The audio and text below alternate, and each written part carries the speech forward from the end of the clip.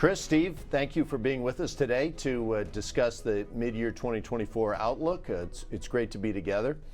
Hey, Steve, let's start. While some were forecasting the recession to begin taking place in 2024, we at Citi Wealth were a bit more optimistic, forecasting further growth in the economy. And it's turned out the economy's been even stronger than many expected. Now, what's our forecast from here? Do you think this is going to continue? So we expect that a lot of industries and parts of the world are coming to grips, in fact, after some contraction in some parts of the economy in 2023. I think the key for us is that we think that profits are accelerating while employment growth in the U.S. is slowing down. A lot of the world economy has just been out of sync since the pandemic. That makes it unusual. So markets have dialed back their expectation of rate cuts.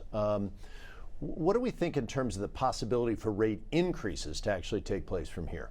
We think that the chance is very low. In fact, they shouldn't even give up on rate cuts in 2024. Really, the Fed's preferred inflation measures have been slowly coming down. There have been some setbacks, but couple that with a slower growing labor market, and we think that the Fed is on its way to take back maximum restrictive monetary policy, dial it back some over the next 2 years. Thank you. Hey, why don't we pivot to opportunities from here? So with U.S. equities performing quite strongly, leading the way so far, Chris, what do we think is coming next? So I think there's a couple of things to keep in mind and why we're constructive on markets right now. So there's close to $6 trillion of cash on the sidelines, $1.5 trillion coming into money market funds since the Fed began its hiking cycle. We know that earnings also troughed last year in Q3 of last year. We're seeing that broadening out of earnings.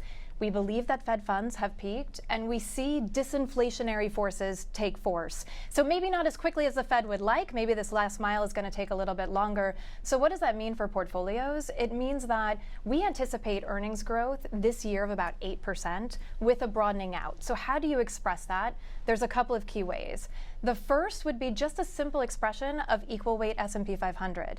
Instead of having those concentrations in the market capitalization weighted index, use that broad-based exposure. The second thing is looking at areas like mid-cap, growth shares, profitable mid-cap.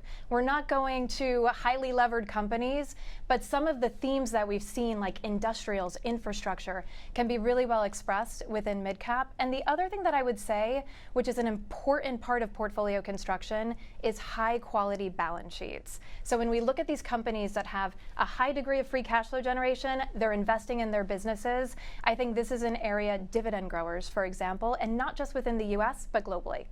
So turning to bonds for a minute, bit of a tougher start to the year in terms of quality bonds, but there is a case to lock in income at these levels. How do we see the fixed income market? So I think we have a very strong recency bias when we look at fixed income. Just a couple of years ago, we were in zero bound interest rates. There was no other alternative, and investors were positioned heavily in equities.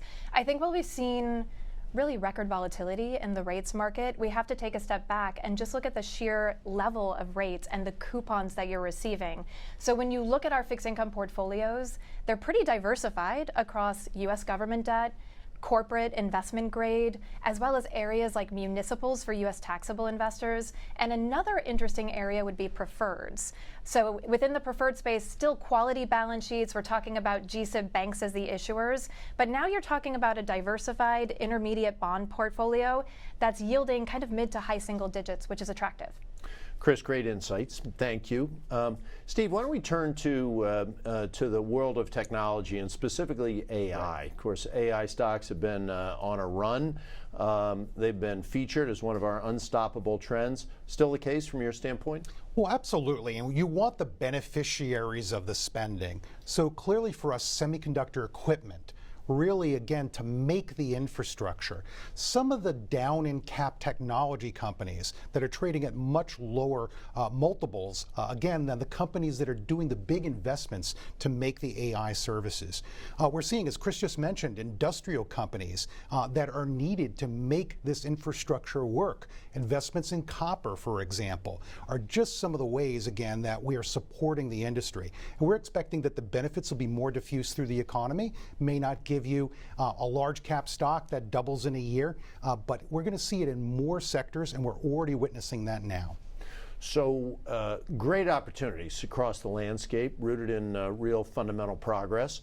Chris, so while we're constructive here, and we've been talking about a lot of opportunities around the world and across the landscape, two topics investors are bringing up: geopolitics and elections in the U.S. and in many other countries around the world. How do we think they factor into an investment discussion? So you're absolutely right, Andy. Investors are bringing this up to us. Elections, because there's so many elections going on across the world, and geopolitics very front and center in terms of what's happening overseas.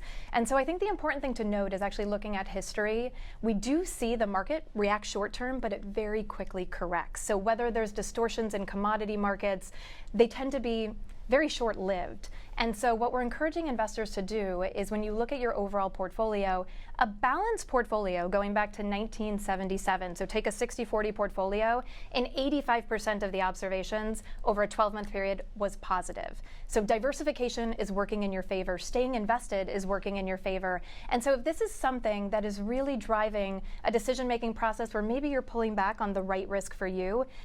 Chris, thank you. Stephen, thank you very much. Really appreciate the insights from both of you today. And thank you to your teams for bringing all these ideas to our clients. Thank you, Andy.